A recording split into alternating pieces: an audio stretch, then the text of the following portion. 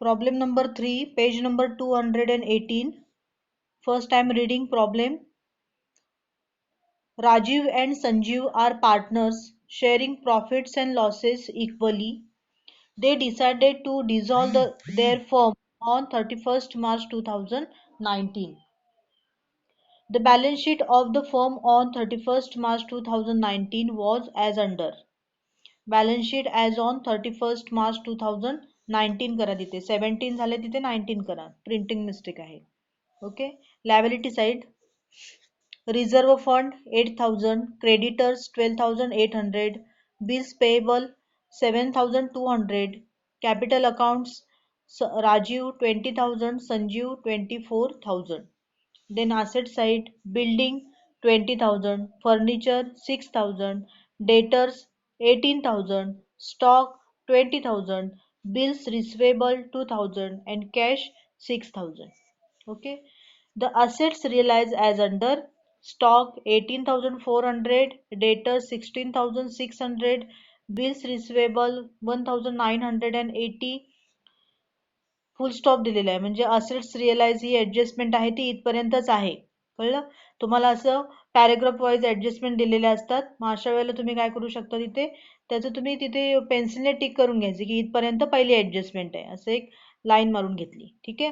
त्यानंतर बघा, Sanjeev agreed to take over the building for rupees 18,000. त्यानंतर संजीवने टेक ओव्हर केलेली आहे बिल्डिंग रुपीज 18,000 ला. And Rajiv agreed to take over the furniture for rupees 5,400. ठीक आहे. The realisation expenses amounted to rupees 600. खूपच सोपा प्रॉब्लेम आहे. अगदी सगळ्या ऍडजस्टमेंट आणि सगळं जी बॅलन्स शीट आहे खूप अशी इझी प्रॉब्लेम दिलेला आहे. पण तुम्हाला इथे काय सांगितलं त्याने, pass necessary journal entries and write up the realization and partners capital account. आता तुम्हाला बोर्डला पण कधी कधी म्हणजे गेल्या वर्षी तर बोर्डला असंच विचारलं, पास नेसेसरी जर्नल एंट्रीज. मग जर्नल एंट्रीज जरी विचारले असतील तरी आपल्याला अकाउंट बनवावेच लागतात कारण अकाउंटवरून आपल्याला जर्नल एंट्रीज करता येतात. जर का तुम्ही जर्नल एंट्रीज पाठ केलेले असतील, मी तुम्हाला मागे लिहायला सांगितले होते स्टार्टिंगला, तर तुम्ही डायरेक्टली लिहू शकता. पण बरेचसे मुलं काय म्हणजे बहुतेक सगळीच मुलं पाठ करत नाहीत. मग अशा वेळेला आपल्याला अकाउंट प्रिपेअर करून त्या जर्नल एंट्रीज आहेत ते इझिली आपण त्या करू शकतो. तर आता पहिल्यांदा आपण अकाउंट बनवूया. जर्नल एंट्री पेज नंबर 219 वरती ज्या जर्नल एंट्रीज आहेत तर तिकडे आधी बघूच नका, ते तुम्हाला काही लगेच कळणार नाही. ठीक आहे. तर आता आपण काय करूया, नेहमीप्रमाणे आधी realization account, partners capital account and cash account हे 3 अकाउंट काय करूया, प्रिपेअर करूया. त्यांनी बॅक साईडला वर्किंग नोट बॅक साईडला त्यांनी बनवून दिलेले आहेत आपल्याला अकाउंट्स. हा, तर ते आपण काय करूया, पोस्टिंग करूया. आवाज कट होतोय. अनामिका, तुझ्याकडे रेंजचा प्रॉब्लेम आहे, रेंजमध्ये बस. तर बघा सगळ्यांनी, आपण पहिल्यांदा बॅलन्स शीट मधलं पोस्टिंग करूया. Rajiv and Sanjiv are partner sharing profits and losses equally. इक्वलीला अंडरलाईन करा, त्यांचा रेशो कसा आहे, इक्वल आहे. ठीक आहे.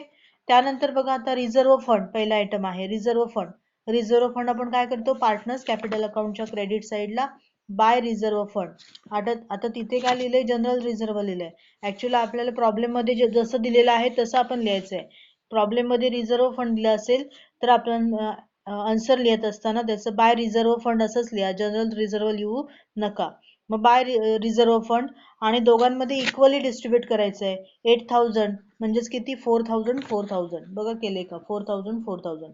पण त्यापूर्वी आपल्याला आधी बॅलन्स कॅपिटलचा बॅलन्स आहे तर तो लिहिणं गरजेचं आहे. त्यानंतर बघा आता आपण स्टेप बाय स्टेप जाऊया. रिझर्व्ह फंड आहे ते वरती एक लाईन ब्लँक सोडली आणि खाली बाय रिझर्व्ह फंड आणि 4,000 इक्वली काय केलं, त्या पार्टनर्स मध्ये डिस्ट्रीब्यूट केलं. ठीक आहे.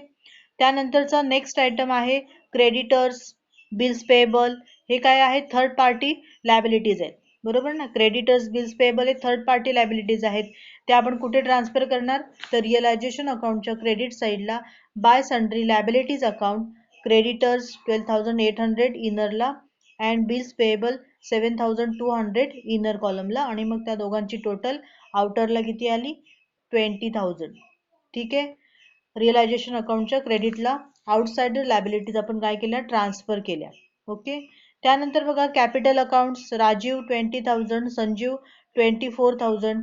पार्टनर्स कॅपिटल अकाउंटच्या क्रेडिट साईडला by balance brought down in Rajiv's column 20,000, Sanjiv's column 24,000. ठीक आहे. Liability side is over. Then asset side, building, furniture, debtor, stock, bills receivable, हे सगळे असेट्स जसेच्या तसे उचलायचे आणि कुठे ट्रान्सफर करायचे? रिअलायझेशन अकाउंटच्या डेबिट साइडला to sundry assets account, building 20,000, furniture 6,000, debtors 18,400, stock 20,000 and bills receivable 2,000. जसे बॅलन्स शीट मध्ये होते जसेच्या तसे उचलले आणि रिअलायझेशन अकाउंटच्या डेबिटला टू सन्ड्री असेट्स अकाउंट आणि असेट्स सगळे इनरला त्याची अमाऊंट लिहिली, टोटल आउटरला 66,000. हे 66,000 जी अमाऊंट आहे ती डायरेक्टली आपण कुठे लिहिणार आहोत? तर सन्ड्री असेट जे हेडिंग दिलेलं आहे तर त्याच्या समोर लिहा. कळते? त्याच्या बॉटमला लिहू नका. त्यानंतर कॅश बॅलन्स दिलेला आहे 6,000, open cash account and debit side of cash account to balance brought down 6,000. कळलं? कॅश अकाउंट ओपन करा आणि त्याच्या डेबिटला to balance brought down 6,000. Balance sheet is over. Then adjustment, the assets realize as under. कोणकोणते assets realize झालेत बघा? Stock, debtors आणि bills receivable, तीन असेट्स आहेत तर ते त्यांच्या व्हॅल्यू काय झालेल्या आहेत? रिअलाइज झालेल्या आहेत. मग बघा आता मग रिअलायझेशनची एंट्री काय करतो? रिअलायझेशन अकाउंटच्या क्रेडिट साइडला बाय कॅश अकाउंट, बघा केले का त्यांनी? बाय कॅश अकाउंट, रिअलायझेशन अकाउंटच्या क्रेडिट साइडला बाय कॅश अकाउंट आणि stock 18,400, debtors 16,600 and bills receivable 1,918. Amount जसेच्या तसे तिथे ऍडजस्टमेंट मध्ये दिल्या होत्या, त्या इनरला लिहिल्या, फक्त हेडिंग काय दिलं? बाय कॅश अकाउंट, रिअलायझेशन अकाउंटच्या क्रेडिट साइडला, आणि त्यांची टोटल आउटरला आली 36,980. हे कॅश अकाउंटच्या समोर अमाऊंट लिहायची. ठीक आहे. 36,980 याला आपण नाव काय दिलं? By cash account. मग रिअलायझेशनच्या क्रेडिटला by cash account. Second posting कुठे येणार? फास्ट मध्ये सांगा, रेकॉर्डिंग चालू आहे. रिअलायझेशनच्या क्रेडिटला बाय कॅश, मग त्याचं सेकंड पोस्टिंग कुठे येणार? बोललात तरी चालेल. ओके, कॅश अकाउंटच्या डेबिट साइडला येणार. करेक्ट. अपोजिट पोस्टिंग करायचं आपण नेहमी. मग कॅश अकाउंटच्या डेबिटला टू रिअलायझेशन अकाउंट, बघा केले का? 36,980. पहिलं पोस्टिंग समजलं रिअलायझेशनचं, असेट्स रिअलाइजची एंट्री केली. त्यानंतरचं सेकंड आहे Sanjeev agreed to take over the building for ₹18,000. संजीवने काय केलेले आहे? बिल्डिंग टेक ओव्हर केलेली आहे. मग त्याची एंट्री काय करणार आपण? रिअलायझेशनच्या क्रेडिटला बाय संजीव्स कॅपिटल अकाउंट, ब्रॅकेटमध्ये बिल्डिंग टेकन असं लिहायचंय. रिअलायझेशन अकाउंटच्या क्रेडिट साइडला बाय संजीव्स कॅपिटल अकाउंट, ब्रॅकेटमध्ये बिल्डिंग टेकन, अमाऊंट किती लिहिली? 18,000. ओके. सेकंड पोस्टिंग कुठे येणार आहे? सेकंड पोस्टिंग कुठे येईल? रिअलायझेशनच्या क्रेडिटला बाय संजीव्स कॅपिटल अकाउंट, म्हणून सेकंड पोस्टिंग येणार, ऑपोजिट त्याच्या येणार. बरोबर ना?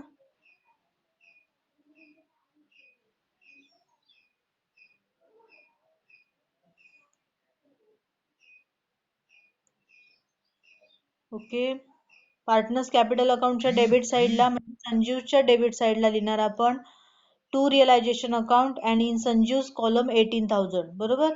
संजीवच्या कॉलम मध्ये लिहायची अमाऊंट, राजूच्या कॉलम मध्ये लिहायची नाही. तिथे तुम्हाला एकत्र करून दाखवलेले आहे. तुम्ही सेपरेट सेपरेट जर का एकाखाली एक असे लिहिले तरी पण चालेल, की जेव्हा संजीवच्या कॉलम मध्ये अमाऊंट लिहिली तेव्हा राजूच्या कॉलम मध्ये डॅश, आणि मग नंतरची एंट्री असेल तर परत खाली टू रिअलायझेशन असं लिहायचंय. त्यानंतरचं काय बघा? सेकंड नंतरचे ऍडजस्टमेंट आहे Rajeev agreed to take over the furniture for ₹5,400. त्यानंतर मग काय केलेलं आहे? राजीवने फर्निचर टेकन ओव्हर केलेले आहेत फॉर ₹5,400. परत तशीच एंट्री करायची आहे. रिअलायझेशन अकाउंटच्या क्रेडिट साइडला बाय राजीव्स कॅपिटल अकाउंट, ब्रॅकेटमध्ये फर्निचर टेकन, आणि अमाऊंट किती लिहिणार? 5,400. ओके. सेकंड पोस्टिंग कुठे येणार? पार्टनर्स कॅपिटल अकाउंटच्या डेबिटला टू रिअलायझेशन अकाउंट आणि इन राजीव्स कॉलम 5,400. संजीवच्या कॉलम मध्ये डॅश येणार. ओके. किंवा इथे एकत्र जसं दाखवलंय तसं दाखवलं तरी पण चालेल. पण एवढे काय आपण मास्टर असू तरच आपण असं अशा गोष्टी करू शकतो. नाहीतर काय होणार? मग स्टेप बाय स्टेप जायचं. उगाच कुठेतरी आपली मिस्टेक व्हायला नको, आपला प्रॉब्लेम रॉंग यायला नको, म्हणून आपण काय करायचं? स्टेप बाय स्टेप जायचं. ते बुक जे प्रिंट केलेले आहे ते लोक मास्टर आहेत. आणि त्यामुळे त्यांना माहित आहे की दोन्ही एंट्रीज आहेत त्या रिअलायझेशन अकाउंटचेच आहेत म्हणून त्याने एकत्र लिहिलेले आहेत. पण आपण स्टेप बाय स्टेप लिहिलं तरी सुद्धा चालेल. त्यानंतर बघा the realisation expenses amounted to ₹600. त्यानंतर रिअलायझेशन एक्सपेन्सेसची एंट्री करायची आपल्याला रिअलायझेशन अकाउंटच्या डेबिट साईडला टू कॅश अकाउंट. काय केलं बघा रिअलायझेशन अकाउंटच्या डेबिटला टू कॅश अकाउंट ब्रॅकेटमध्ये रिअलायझेशन एक्सपेन्सेस पेड म्हटलेलं आहे. एवढे पेड वगैरे म्हणण्याची गरज नाही आहे. रिअलायझेशन एक्सपेन्सेस ते स्पेलिंग चुकले बघा, पी तिथे एक्स्ट्राचा आलेला आहे तो कॅन्सल करा. रिअलायझेशन एक्सपेन्सेस ओके ब्रॅकेटमध्ये लिहिले. मग अमाऊंट किती लिहिली 600. ओके आता त्याचं सेकंड पोस्टिंग कुठे येणार रिअलायझेशनच्या डेबिटला टू कॅश अकाउंट. मग कॅश अकाउंटच्या क्रेडिट साईडला बाय रिअलायझेशन अकाउंट 600 लिहिलेत बघा त्याने तिथे 600. ओके त्यानंतर आता आपल्याला इथे दिलेलं नाहीये पण आपल्याला थर्ड पार्टी ज्या लॅबिलिटीज आहेत लक्षात ठेवायच्या नेहमी. ही गोष्ट आहे ती विद्यार्थी विसरतात. थर्ड पार्टी लॅबिलिटीज आहेत तर ते आपल्याला पेड केल्याशिवाय काय आपण बंद करू शकणार नाही. कारण का ज्यांना आपण कर्ज आपण देणं लागतो क्रेडिटर्स असतील बिल्स पेएबल असतील तर हे आपल्याला पे केल्याशिवाय काही ती लोक आपल्याला शांतपणे जगू देणार नाहीत बरोबर ना. मग त्यासाठी त्यांचं देणं आहे ते आपल्याला द्यावंच लागेल. मग ते देण्यासाठी आपल्याला काय एंट्री करावी लागेल तर रिअलायझेशन अकाउंटच्या डेबिट साईडला टू कॅश अकाउंट. आपल्याकडून कॅश जाणार आहे बरोबर ना म्हणून रिअलायझेशनच्या डेबिटला टू कॅश अकाउंट आणि ब्रॅकेटमध्ये क्रेडिटर्स आणि बिल्स पेएबल. ते बिल्स आणि पेएबल खाली आले ते खालीच लिहा बिल्स पेएबल. म्हणजे क्रेडिटर्सची अमाऊंट आहे 12,800 आणि बिल्स पेएबलची अमाऊंट किती आहे 7,200. ते बिल्स आहे ते वरती गेले ते खाली लिहा पेएबलच्या आधी बिल्स पेएबल. म्हणजे तुम्हाला अमाऊंट आहे ते बरोबर समोरासमोर येतील. Creditors 12,800 bills payable 7,200. आउटरला किती आले 20,000. याला नाव काय दिलं आपण टू कॅश अकाउंट.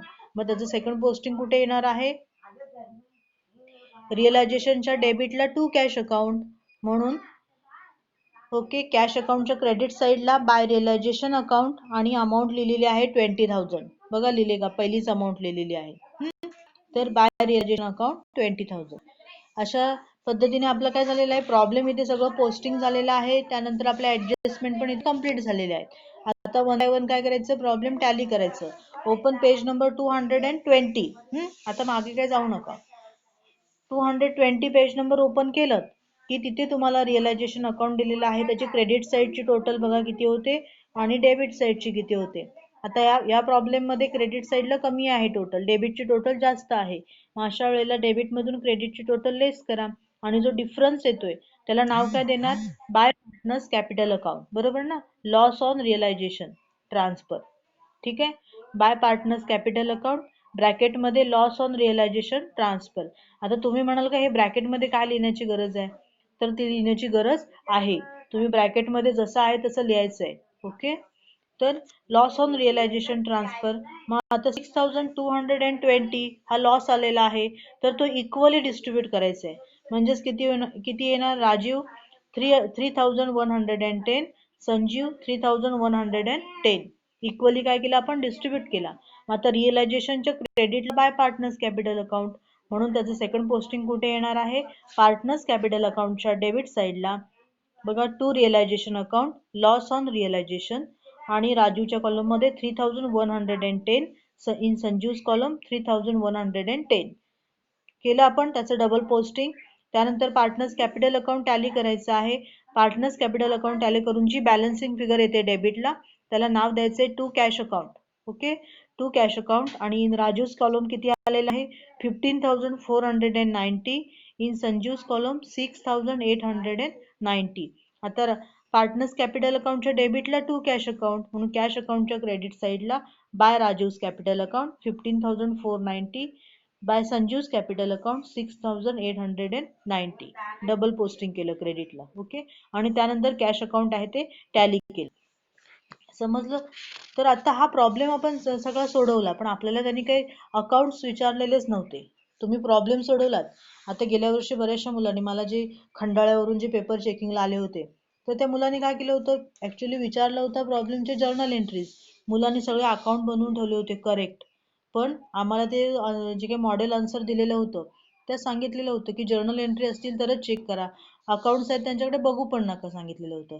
मग त्यामुळे काय होतं आपल्याला जे काय विचारलेलं असेल तेच आपण जर सोडवलेलं असेल तरच आपल्याला मार्क्स मिळणार आहेत. हे प्रॉब्लेम सगळं आपला करेक्ट झालेला आहे आता, बरोबर ना? कॅश अकाउंट 42,980 ला टॅली झालेला आहे. आता आपल्याला महत्वाचं आहे जर्नल एंट्रीज करायचंय.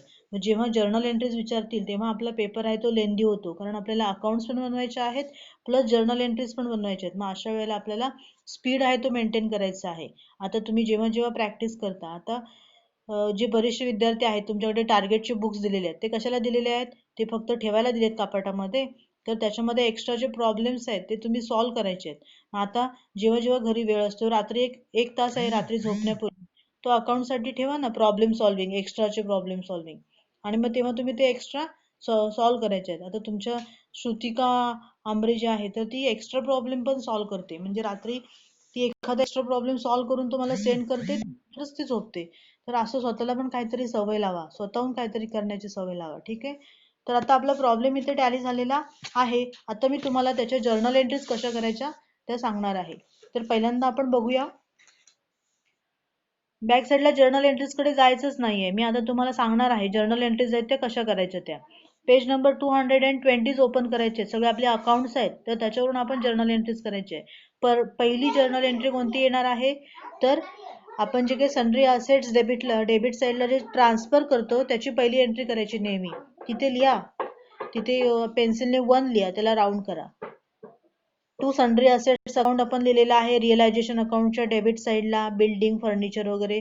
तर टू सन्ड्री असेट्सच्या इथे काय करायचं आहे, त्याला 1 त्याला नंबर द्या. ती आपली जर्नल एंट्री कोणती झाली? फर्स्ट झाली, ठीक आहे? आता जर्नल एंट्री कशी करायची ती तुम्हाला सांगते. ही फर्स्ट जर्नल एंट्री झाली. सेकंड कोणती येणार आहे? तर रिअलायझेशन अकाउंटच्या क्रेडिटला आपण सन्ड्री लायबिलिटीज ट्रान्सफर केल्या, त्याची सेकंड एंट्री करायची आहे. तिथे 2 लिहा, 2 ला राऊंड करा म्हणजे आपल्याला कळेल. ही 2 नंबरची जर्नल एंट्री झाली. पहिली सन्ड्री असेटची, सेकंड सन्ड्री लायबिलिटीची झाली, बरोबर? त्यानंतर 3 नंबरची जर्नल एंट्री नेहमी जनरल रिझर्व्हची करायची आहे. रिझर्व्ह फंड असू दे किंवा जनरल रिझर्व्ह असू दे, तिथे 3 नंबर द्या. ते कुठे आहे? तर पार्टनर्स कॅपिटल अकाउंटच्या क्रेडिट साईडला बाय जनरल रिझर्व्ह लिहिलेलं आहे, तर तिथे काय करायचे आहे, तुम्ही 3 नंबरची एंट्री करायची आहे, ठीक आहे? त्यानंतर 4 नंबरची एंट्री कोणती करणार? तर असेट्स रिअलाइज. असेट्स रिअलाइजची एंट्री कुठे केलेली आपण?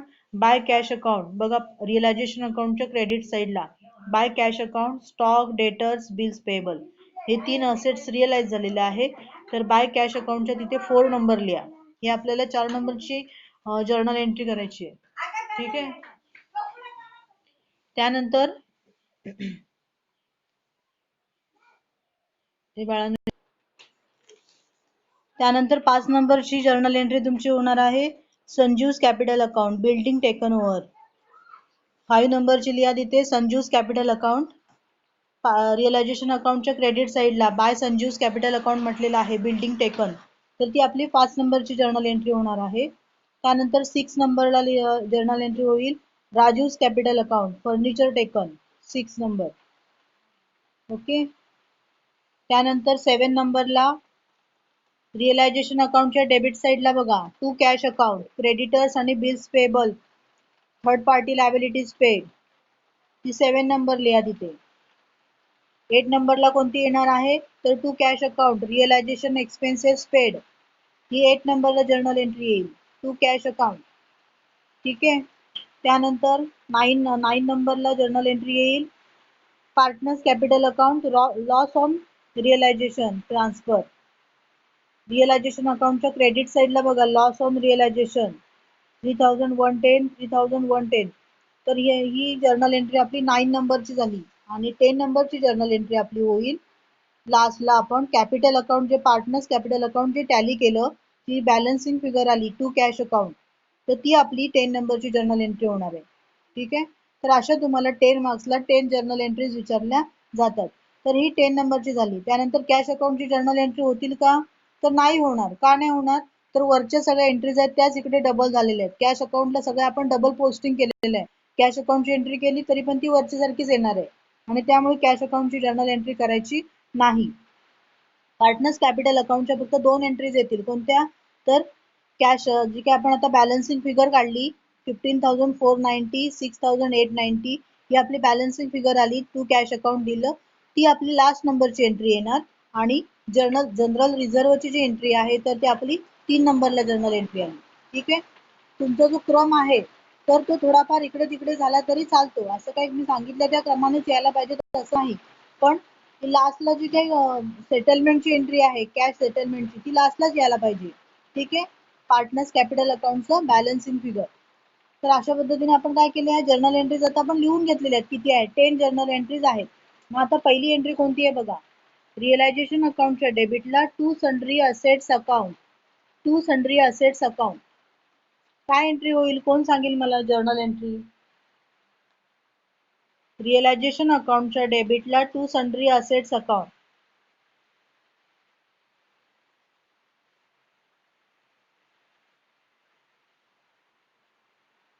मेन अकाउंट कोणतं आहे ते बघायचं. त्याच्या डेबिटला असेल तर मेन अकाउंट डेबिट.